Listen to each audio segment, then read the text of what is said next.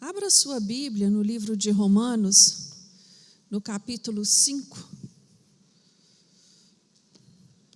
Nós vamos ler o capítulo 5 e o capítulo 12.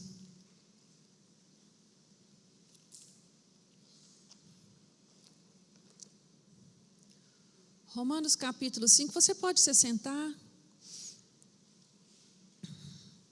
No capítulo 5, a partir do versículo 1, a palavra do Senhor nos diz assim: sendo, pois, justificados pela fé, temos paz com Deus por meio de nosso Senhor Jesus Cristo, mediante quem obtivemos acesso pela fé a esta graça, na qual estamos firmes e nos gloriamos na esperança da glória de Deus. Não somente isso, mas também nos gloriamos nas tribulações, sabendo que a tribulação produz perseverança, e a perseverança, experiência, a experiência, esperança. Ora, a esperança não traz confusão, porque o amor de Deus está derramado em nosso coração pelo Espírito Santo que nos foi dado. Agora, lá no capítulo 12, nós vamos ler os versículos 11, 12 e 13. Versículo 11 nos diz assim: não sejais vagarosos no cuidado, mas sede fervorosos no Espírito, servindo ao Senhor. Alegrai-vos na esperança, sede pacientes na tribulação, perseverai na oração.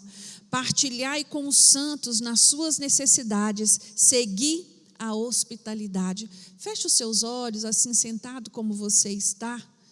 Peça ao Senhor: Senhor, ministra no meu coração esta noite, fala comigo. Senhor, meu Deus, nós te rendemos graças, Senhor, mais uma vez por estarmos na tua casa. Nos sentimos privilegiados, meu Deus, de estarmos aqui nesta noite, porque sabemos que o Senhor marcou um encontro conosco. A tua palavra nos diz que todas as vezes que nos achegamos a ti, não voltamos de mãos vazias, e nós temos a certeza de que esta noite não será diferente. Por isso nós pedimos: Senhor, fala conosco, fala ao nosso coração, nos dê entendimento da tua palavra, nos capacita mais uma vez, nos abre os nossos olhos espirituais, meu Deus, para compreendermos aquilo que o Senhor tem para nós nesta noite. Meu Deus, eu apresento a Ti cada família que está na Tua casa, nos assistindo nesta hora. Visita, meu Deus, o coração dos Teus filhos, fala com eles, manifesta o Teu poder e a Tua graça na vida de cada um dos seus. É o que nós Te pedimos, no nome de Jesus agradecemos. Amém. Irmãos, eu gostaria de falar nesta noite a respeito de perseverança. Perseverança, nós podemos traduzir como algo permanecer, ser contínuo, tolerar, constância. Perseverança é a capacidade de esforço sustentado a serviço de um ideal. Eu tenho um foco, eu tenho um objetivo, eu tenho um alvo, e para alcançar este alvo, eu persevero. Persevero o tempo que for necessário. Para cada alvo, para cada objetivo, há um tempo determinado de Deus para a nossa vida. Há um trabalhar de Deus na nossa vida. E a perseverança, ela é a chave da vitória, porque aquele que não é perseverante, ele não alcança os seus alvos. Ele desiste no meio do caminho. E isso nós podemos aplicar em todas as áreas da nossa vida. Na nossa vida profissional, se eu não perseverar nos meus estudos, se eu não perseverar nos propósitos, nos alvos que eu tenho no meu trabalho, eu não vou chegar a lugar nenhum. Na minha vida conjugal, se eu não perseverar, meu casamento não dura. Na minha vida espiritual, se eu não tiver perseverança na minha caminhada cristã, eu vou ficar pelo meio do caminho. Então eu entendo que ser perseverante é fundamental para a vida do cristão. E quando nós olhamos para esse texto que nós acabamos de ler, Paulo fala comigo e com você nesta noite que perseverança é desenvolvida. Eu não nasço perseverante. Não é uma característica minha, natural. É algo que eu adquiro a partir do momento que eu tenho esse entendimento e desejo ser. E Deus tem uma maneira de trabalhar com os seus filhos e de ensinar a perseverança. Ele nos leva para uma escola muito particular dele, que se chama a escola do sofrimento. É isso que Paulo nos está dizendo aqui. É através da tribulação, é através da dificuldade, é através do sofrimento que eu desenvolvo a perseverança. Então, eu entendo na luz da palavra que quando eu dou lugar ao Senhor para trabalhar em mim, eu aceito esse ensino. Eu aceito ir para esta escola. Eu aceito aprender de Deus aquilo que Ele tem para me ensinar. E o que eu aprendo nessa escola de sofrimento? Paulo fala de uma maneira muito linda, né, nestes versículos que nós lemos, que o sofrimento e a tribulação são os métodos pedagógicos de Deus para trabalhar em mim e em você. Então aqui a partir do versículo 3, ele diz assim, olha, eu sei que a tribulação ela produz o quê? Perseverança. A primeira coisa que eu aprendo no sofrimento é isso, é ser perseverante. E o apóstolo Paulo, ele tem uma maneira, uma capacidade de fazer uma leitura muito positiva das lutas e dos problemas, coisa que tem nos faltado nos dias de hoje. Nós temos visto que qualquer problema tem sido muito grande, qualquer dificuldade tem sido algo muito difícil para superar, talvez por este tempo tão específico que nós estamos vivendo, né, de tantas más notícias, de tantas lutas, de tantas tristezas, de tantas perdas. O cristão ele tá perdendo essa habilidade de entender que é no fogo da luta que ele é forjado, que é no fogo da tribulação que ele é forjado, que ele é tratado, que ele é trabalhado. E essas lutas e essas dificuldades, elas contribuem para nos tornarmos pessoas mais resistentes. Nós devemos mudar o nosso olhar para as lutas e as dificuldades. Nós devemos olhá-las de uma maneira muito particular, como Paulo está dizendo para mim e para você, né? Que nós tenhamos capacidade de nos gloriar diante das dificuldades, de entender que o que está acontecendo é Deus trabalhando comigo e com você.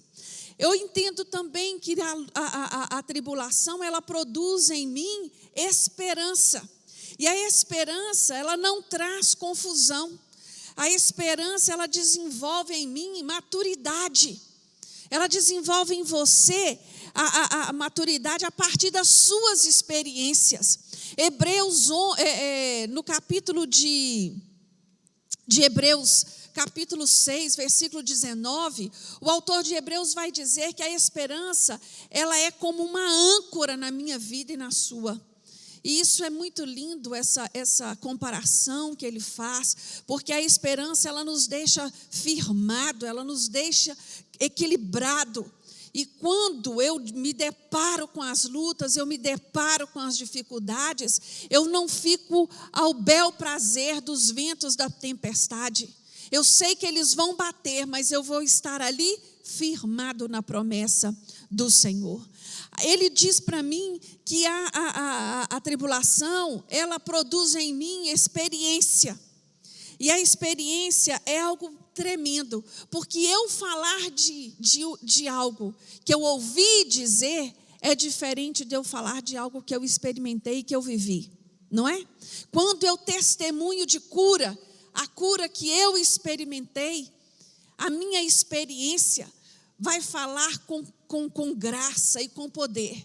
É diferente de eu testemunhar a cura do outro. Quando eu testemunho que o Senhor me libertou dos vícios, eu falo com muito mais propriedade do que aquele que ouviu falar que Deus faz estas coisas. Então a experiência, ela é necessária, e para eu ter experiência eu preciso passar pela prova. Eu vejo que a tribulação, ela produz temor. A palavra de Deus nos fala em Salmo 119, 67, o salmista vai dizer assim: antes de ser afligido, eu andava errado, eu andava de qualquer jeito, mas agora guardo a tua palavra. Quer dizer, depois da aflição, eu tive entendimento do propósito de Deus para a minha vida. O temor que é gerado no deserto das tribulações, ele purifica, ele santifica, eleva a vida do crente para outro patamar. Quando eu aceito, esse trabalhar de Deus. A tribulação e o sofrimento, ela produz em mim peso de glória. Ah, como eu amo esse versículo que está em 2 Coríntios 4,17. Paulo vai dizer: ora, pois a nossa leve e momentânea tribulação produz para nós eterno peso de glória acima de toda comparação. Quando eu tenho essa compreensão exata, essa compreensão nítida do que é a tribulação, quando eu consigo olhar para as minhas lutas, para as minhas dificuldades com um olhar positivo, com uma compreensão do agir de Deus na minha vida, entendendo que tudo aqui nessa terra é passageiro, que Deus quer nos levar para a eternidade. Então, as lutas e os problemas, eles não podem tirar de mim o desejo de servir a Deus, o desejo de prosseguir, o desejo de crescer em conhecer ao Senhor. Vocês estão compreendendo, irmãos? É esse entendimento que eu tenho que ter das lutas. E a última coisa que eu vejo nesse texto de Paulo, que a tribulação, ela é uma disciplina.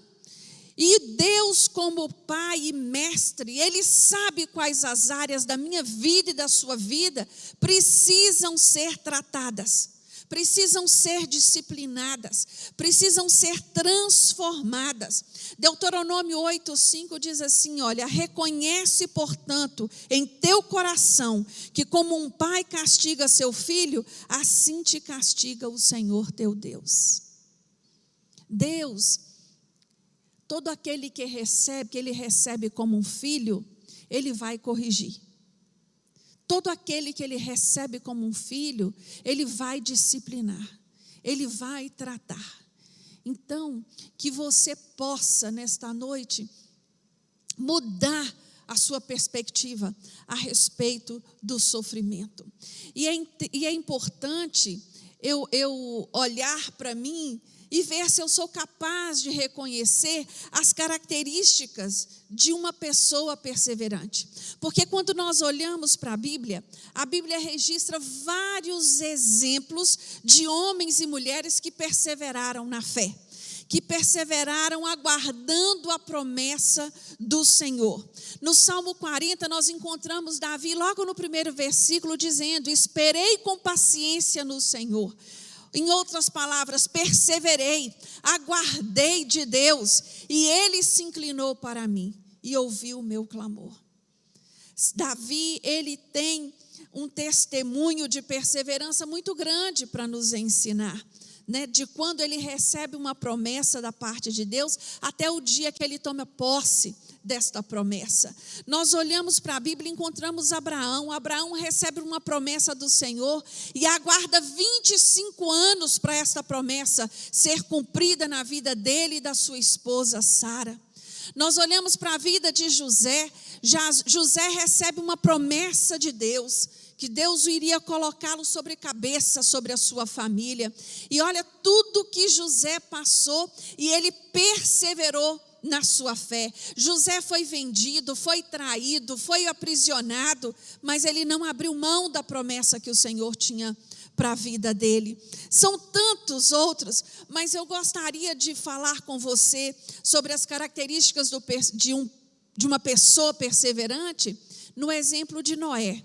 Talvez Noé seja o homem que mais tempo aguardou pela conclusão pela chegada, pelo cumprimento de uma promessa. Do momento que Deus falou com Noé para que ele construísse uma arca, que Deus iria trazer juízo sobre a terra, e deu a ele as medidas desta arca, disse a ele como esse juízo iria acontecer, deste momento até o dia do cumprimento passaram-se 120 anos. E Noé perseverou. Noé perseverou naquela construção. Noé perseverou tolerando todas as críticas que passavam por ele. Noé creu, ele não abriu mão daquilo que Deus havia dito a ele. Então, com esse exemplo, eu concluo que perseverante são aqueles que Deus chama para construir projetos a longo prazo. Projetos grandes.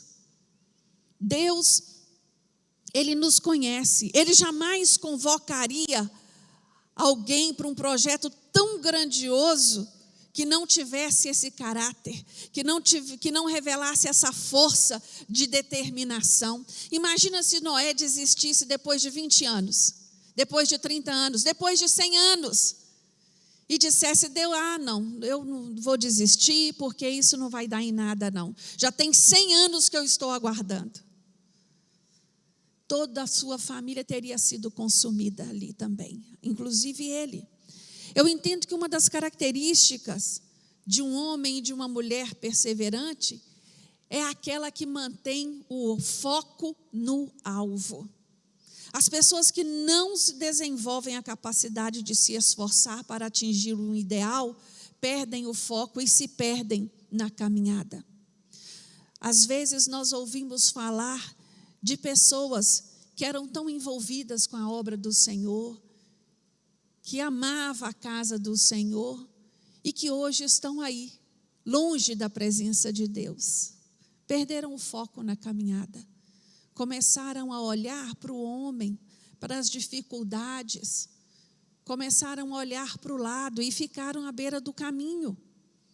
Ao invés de perseverar, ao invés de buscar. Eu olho que Noé, ele começou a sua missão e terminou. É isso que a Bíblia nos diz. Cada detalhe que foi dado a ele, ele buscou cumprir. Outra característica que eu vejo num homem e numa mulher perseverante é que ele não descansa na fidelidade de Deus. A perseverança do cristão é proporcional ao conhecimento que ele tem do caráter de Deus. Hoje encontramos muitos cristãos oscilantes, vacilantes, porque não conhecem o Deus que serve. Só conhece de ouvir falar. Não tem o desejo de buscar a conhecer. Não tem o desejo de crescer neste relacionamento. E vão ficando pelo caminho. Porque o caráter de Deus, quando eu tenho esse conhecimento, ele gera em mim confiança. Ele gera em mim confiança. A palavra de Deus fala conosco em Oséias 6:3. Conheçamos e prossigamos em conhecer ao Senhor. Para conhecer o caráter do Senhor é preciso andar com Ele, como Noé andou. É preciso buscar a face dEle. Uma das razões que a igreja dos dias de hoje tem produzido tantos discípulos vulneráveis e instáveis, é isso, a falta de conhecimento mais profundo da palavra. Tem muito cristão, irmãos, se alimentando em qualquer poço. Não tem buscado cuidado, não tem tido critério. Esses dias eu fiquei conhecendo uma pessoa que me foi apresentada e me falaram assim, pensa num homem crente, um homem compromissado com Deus, mas ele tem um temperamento muito difícil, ele faz coisas que tem hora que você nem acredita, e foi relatando, do comportamento dele. Aí eu disse a essa pessoa assim, olha, isso é contraditório, porque dentro do mesmo poço não sai água suja e sai água limpa. Tem alguma coisa aí que está errado, que está incoerente. Que cristão é esse comprometido com Deus, que tem esse tipo de atitude que não corresponde? Não corresponde a uma vida mudada, a uma vida transformada. Aquele homem e aquela mulher que é perseverante, ele não desanima.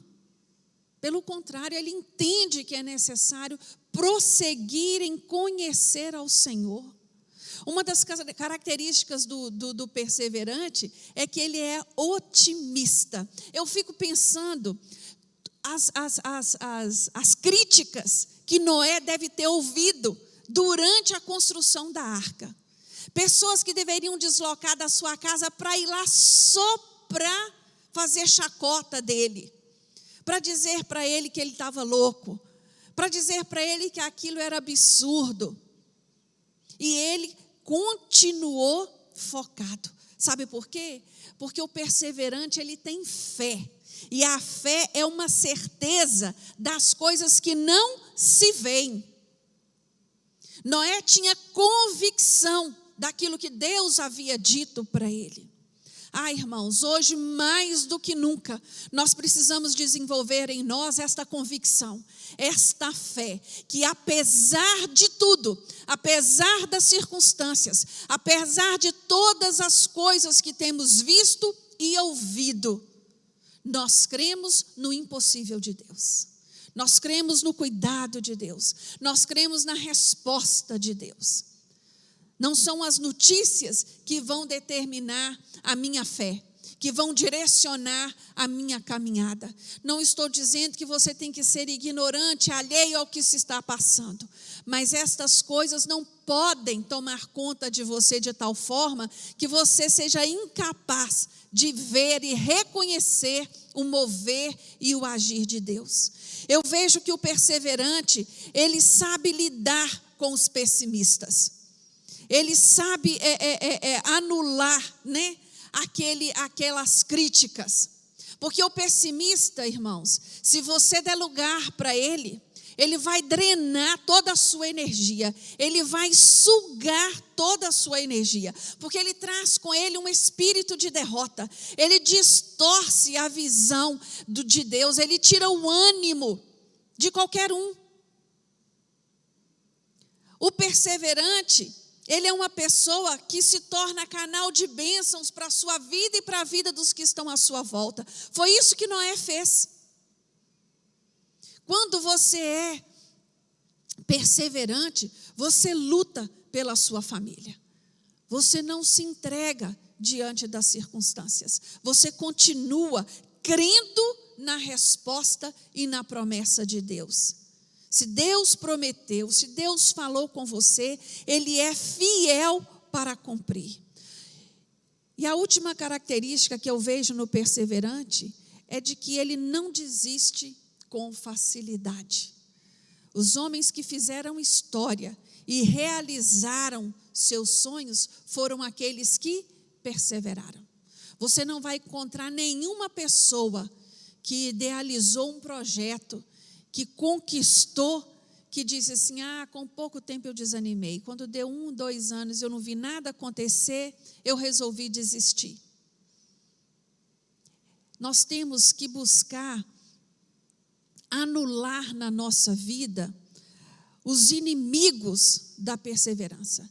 É preciso nós eliminarmos alguns pensamentos, alguns estilos, algumas atitudes que vão minando a nossa capacidade de perseverar e vai nos deixando mais cansados, mais desanimados, né? Porque não basta só desejar perseverar.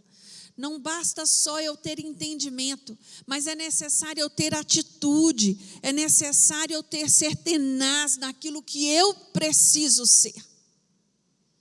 E tem um autor, eu não sei se você já ouviu falar dele, John Maxwell. Ele é um autor cristão, ele é pastor, e ele, há muitos anos atrás, ele publicou um livro chamado Talento Não é Tudo. Se você tiver a oportunidade de ler, você que não leu ainda, leia.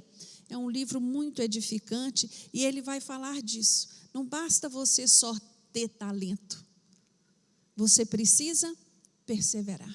você precisa agir, você precisa crer e você precisa eliminar alguns dos seus maiores inimigos. E ele lista vários, e eu trouxe aqui só alguns para nós meditarmos nesta noite. Ele vai dizer que o primeiro inimigo do perseverante é um estilo de vida com base na desistência. Tem pessoas que ela vive assim, desde a adolescência.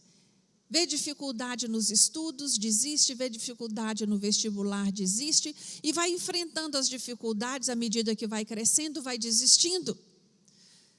Resolve fazer um curso para aprender um instrumento, desiste, e assim vai por diante. Né? E isso vai afetar lá na sua vida adulta. Mas a palavra de Deus nos fala o seguinte, lá em Mateus 24:13, mas aquele que perseverar até o fim será salvo. Então, não é só começar, tem que terminar, tem que ir até o fim. A palavra de Deus nos fala, ser fiel até a morte e dar-te-ei a coroa da vida. Eu preciso eliminar da minha vida, principalmente da minha vida espiritual, esse estilo. Eu começo uma corrente de oração, no terceiro elo eu falo, isso não vai dar ainda nada não, eu desisto. Eu inicio um desejo de participar de algum ministério da igreja, mas aí a pouco eu desisto. Eu faço um propósito de ir a todos os cultos, mas no meio do caminho eu desisto. Isso é um estilo de vida. É preciso romper com esse estilo que baseia a sua vida na desistência. A outra coisa que ele nos diz no seu livro, que eu preciso eliminar, é a falsa crença de que a vida deveria ser fácil. E hoje nós vivemos muito isso. Hoje as pessoas, elas têm crido num evangelho falso, em de que eu só sou abençoado se tudo tiver no mar de rosa. E isso é mentira, porque o próprio Jesus disse para mim e para você, que nesse mundo nós teríamos aflições. Essa pandemia que nós estamos vivendo, não é a primeira vez que isso acontece com a humanidade. É a primeira vez para a minha geração e a sua talvez. Muda o foco, meu querido. Persevere. Quebra essa crença de que a vida tem que ser fácil, porque ela não é. A palavra de Deus fala que Ele nos deu um espírito de destemido, de força, de coragem, e não de covarde. Por que o Senhor nos daria um espírito dessa forma, se fosse para vivermos uma vidinha fácil? Outro inimigo que nós precisamos vencer é que a falsa crença de que o sucesso é um destino. Nós aqui no Brasil, principalmente na nossa cultura, nós temos essa falsa crença de que tudo vai dar certo no final. Isso é mentira. Para que dê certo no final, eu preciso buscar fazer certo. Não vai dar certo se eu fizer tudo errado. Não vai dar certo se eu abrir mão. Não vai dar certo se eu vier a desistir. A palavra de Deus lá em Josué, no capítulo 1, eu amo esse capítulo. Josué estava passando por um momento muito difícil da sua vida. Ele havia perdido a sua referência religiosa, a sua referência de liderança, a sua referência. Eu imagino que Josué, quando olhava para Moisés, ele via Moisés como um pai, porque a Bíblia diz que ele estava ao lado de Moisés a todo tempo. Ele foi treinado por Moisés, e Moisés havia partido. E ele abatido, o Senhor chega para ele e fala para ele assim: esforça-te e tem bom ânimo. É difícil a gente falar isso para quem está de luto, não é? É difícil. Esforça-te e tem bom ânimo. E Deus não falou com ele só uma vez, não. Foram várias.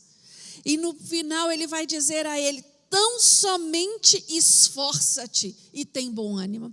Porque Deus falaria isso a ele? Porque é necessário, meus irmãos, se esforçar. É necessário. Eu desejo alcançar, eu preciso me esforçar. Diante de nós, constantemente vão aparecer os desafios. E para eu vencer os desafios que a vida apresenta a mim, eu preciso me esforçar. Não vou ter sucesso apenas acreditando, no final vai dar certo. Não. O sucesso não é destino. O sucesso é resultado de esforço. É resultado de fé. É resultado de perseverança. E eu não quero aqui colocar sucesso da maneira como o mundo vê. Eu estou falando de sucesso na sua vida espiritual. De vida de comunhão, de vida de oração. De vida que não abre mão do relacionamento com Deus. Este homem, o povo estava aqui acampado. E havia o Jordão para ser atravessado. Ele precisou se esforçar, e não foi pouco. Porque depois de atravessar o Jordão, haviam as muralhas de Jericó. Não foi à toa que o Senhor falou para ele, esforça-te. Era necessário esforçar.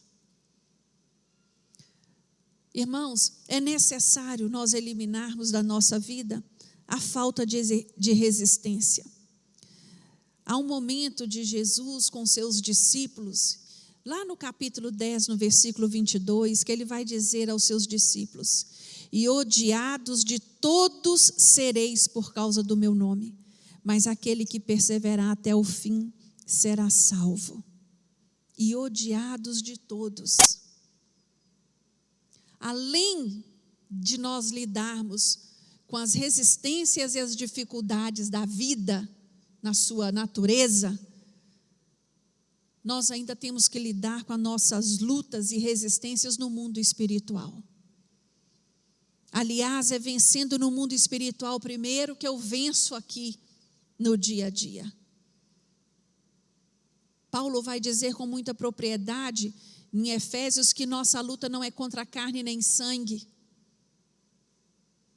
E nós temos que ter este entendimento e este discernimento para criar em nós resistência nestas pelejas. Por que hoje nós estamos lidando aí com tanta gente emocionalmente doente? Falta de resistência, irmãos. Falta de resistência. Cada um de nós tem uma história de vida para contar. Uma história de luta, uma história de dificuldade. Cada um de nós. Não adianta eu pensar que a minha vida é mais difícil do que a sua. Não adianta eu achar que os meus problemas são maiores que os seus. É necessário ter resistência. É necessário enfrentar.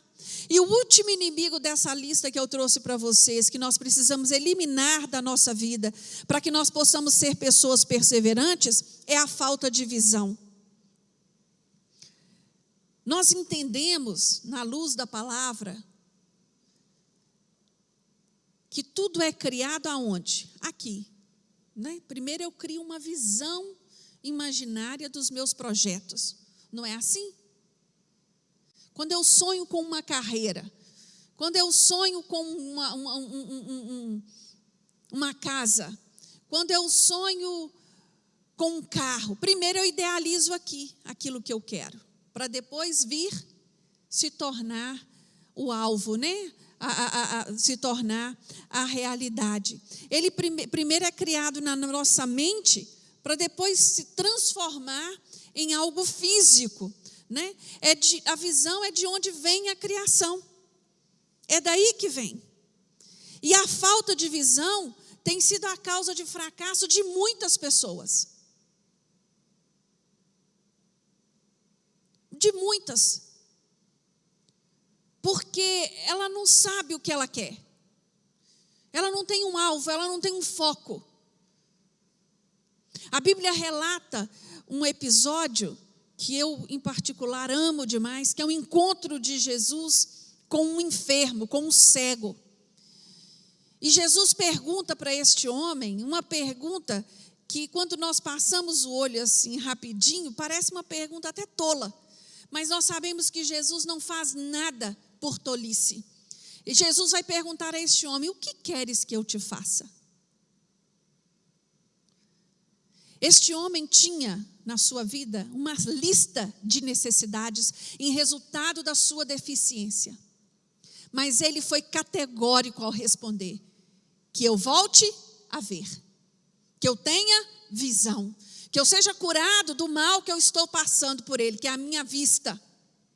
E hoje eu entendo que tem muitos cristãos que, se Jesus chegar para ele e perguntar assim: o que você quer que eu te faça? Ele vai ficar assim: ah, Deus, igual o paralítico de Betesda.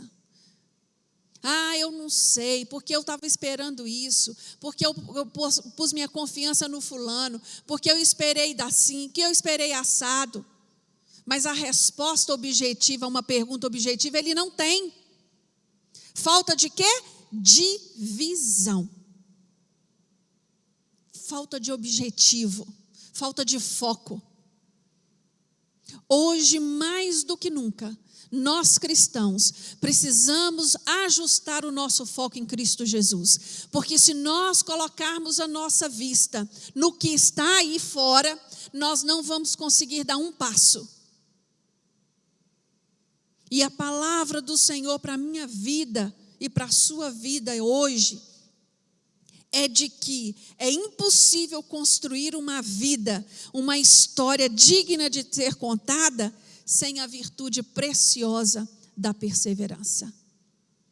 Que o Senhor possa te ensinar a perseverar nos seus projetos, independente da sua idade.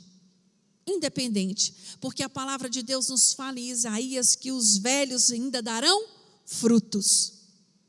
Então não olhe para você e pense assim: ah, eu já fiz tudo que eu tinha para fazer. Não. Porque o Senhor ainda espera muito de mim e de você. Espera que nós frutifiquemos, que nós façamos a diferença. Principalmente os mais velhos, eles têm que buscar ser exemplo para os mais novos, ter uma palavra boa de conforto para os mais novos, ao invés de uma palavra pessimista, uma palavra de desistência e uma palavra de lamúria. Que você busque do Senhor ser perseverante, e que, se você conseguir reconhecer em você algum destes inimigos que tem feito você desistir, que você possa eliminá-lo da sua vida nesta noite, no nome de Jesus. Amém? Eu quero te convidar a ficar de pé. Vamos orar mais uma vez ao Senhor. Todas as vezes que a palavra de Deus ela é exposta a mim e a você, ela tem que gerar fruto, ela tem que gerar mudança, ela tem que gerar transformação. Mas para que isso venha acontecer, eu tenho que dar lugar. Porque a palavra de Deus nos diz que quem trabalha em mim, em você, é o Espírito Santo de Deus. Mas ele não é um invasor, ele é um gentleman e ele espera ser convidado.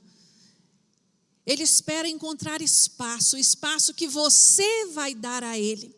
Então, nesta hora, eu queria te convidar a você falar com o Senhor. Senhor, muda em mim estas características, ou essa característica. Senhor, tira de mim este pensamento pessimista. Me ajuda a olhar para a vida de uma outra forma. Me ajuda a ajustar o meu foco. Me ajuda a sonhar coisas novas. Me ajuda a ser exemplo na vida daqueles que estão à minha volta. Me ajuda a fazer diferença na vida daqueles que necessitam. Começa você a falar com o Senhor. Porque, meu irmão, minha irmã, eu posso desejar isso tudo para você. Mas se você não der lugar para o trabalhar de Deus, não vai acontecer nada. Vai ficar na minha vontade. Mas que nesta noite você busque do Senhor essa transformação que é necessária para a sua vida.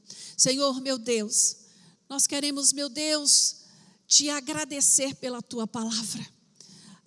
Deus, que esta palavra possa encontrar no meu coração e no coração dos teus filhos um terreno fértil, para que ela venha dar frutos, para que ela venha provocar mudança, para que ela venha tirar do comodismo aquele que acha que do jeito que está já está bom. Senhor, trabalha, Senhor, no entendimento dos teus filhos, trabalha no interior, vai aonde só o Senhor pode ir.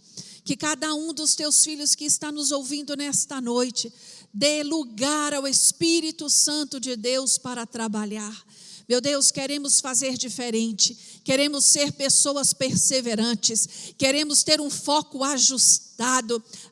Deus, queremos crer em cada uma das tuas promessas e não abrir mão de nenhuma delas para a nossa vida. Nós nesta noite declaramos que não abrimos mão dos nossos filhos, não abrimos mão do nosso casamento, não abrimos mão do nosso trabalho, não abrimos mão da nossa família, não abrimos mão da nossa comunhão com Deus, não abrimos mão da nossa igreja, não abrimos mão da nossa liderança. Deus, trabalha, Senhor, na vida de cada um de nós. Senhor, eu te louvo e te agradeço por esta porta aberta. Eu sou grato ao Senhor por esta igreja. Eu sou grata ao Senhor pela família Moriá. Eu sou grata ao Senhor por cada um que aqui congrega. Deus, obrigado pela comunhão. Eu te louvo, Senhor, porque aqui nós podemos verdadeiramente declarar que o Senhor tem manifestado o teu mover e o teu agir, que o Senhor tem alimentado a alma sedenta, que o Senhor tem transformado vidas e lares para a honra e glória do teu nome. Senhor, recebe o nosso louvor, recebe a nossa adoração, recebe a nossa gratidão. É no nome de Jesus que oramos. Amém.